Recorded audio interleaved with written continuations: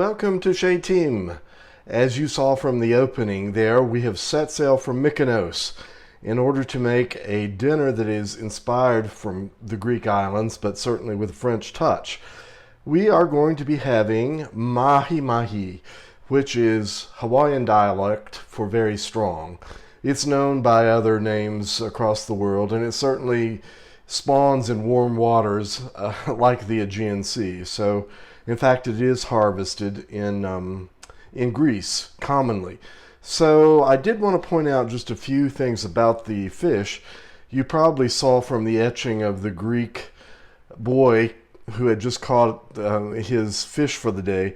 The Mahi Mahi is blue when it comes out of the water, and slowly it turns green and then gold and then brown as it dies.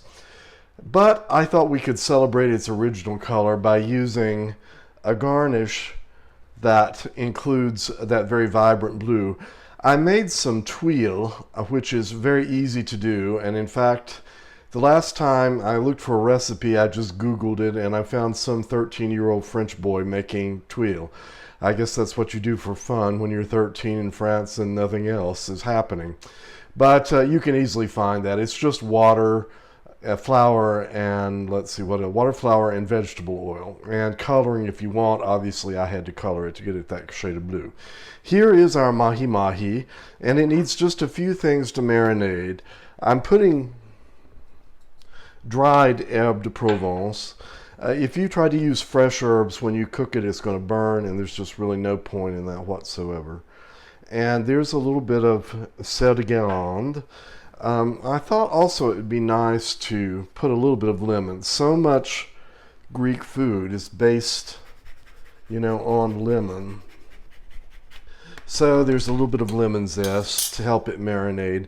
And finally, just a touch of olive oil. This one says it's organic and it's from Firenze, so Florence. It's Italian olive oil on a Greek dish made in a French fashion, but it doesn't matter. That's fine. Now, you really don't want to put lemon juice because that will start curing it will cook the fish, and we're not ready for the cooking stage. We want that to sit for just a little bit, and then I may do it on the grill or I may do it in the oven, just depending on how I feel later on today. But we have a few other things to take care of, including a sauce, so I will be right back. With our Mahi Mahi, I thought it would be nice to have a sauce Mentonnaise. That comes from the south of France, the little town of Menton, which is, I guess, technically the Côte d'Azur. But they grow their own variety of lemons there. And, of course, you can't get them here. So any kind of lemon will do. A Meyer lemon would be particularly good. They didn't have them today, so that's a regular generic lemon. But what you want to do is to brown it. Now, either you can put it under a broiler in a hot oven. I find it easier to do it in a cast iron skillet with a little olive oil, and it's a lot faster, and it's the same thing. You just want the caramel on it. And then the other thing that I want to show you is a piment d'Espelette. That is a French pepper grown in the Pyrenees that is not hot. Well, it's slightly warm. It's just the perfect kind of a spice to complement French cooking without overpowering it. Nowhere nearly as hot as a jalapeno. Probably more like a poblano, if even that. It's less spicy than that. This is last year's harvest, and I grind them up in a coffee grinder. Rather loses something in the translation there because they are a beautiful red when you start. That's a dried one from last season. One of my friends who I worked with in Paris has since moved to the Loire Valley, bought a big house, and has a space for a large garden. So he's doing lots of organic growing of things, and he grows piment d'Espelette. So he sent me the seeds. I think that may be illegal so to do, but it went through the mail, and I got them and planted them. These are now on their 6th generation, and I've given them to friends, and so they're growing all over this area. They do quite well. I'm in the mountains of Virginia, and it seems our climate is very similar to the Pyrenees, where they are native. So they do well. Okay, well, now the first step here is to get the lemon gook out. And somewhere Oh, hold on just a moment.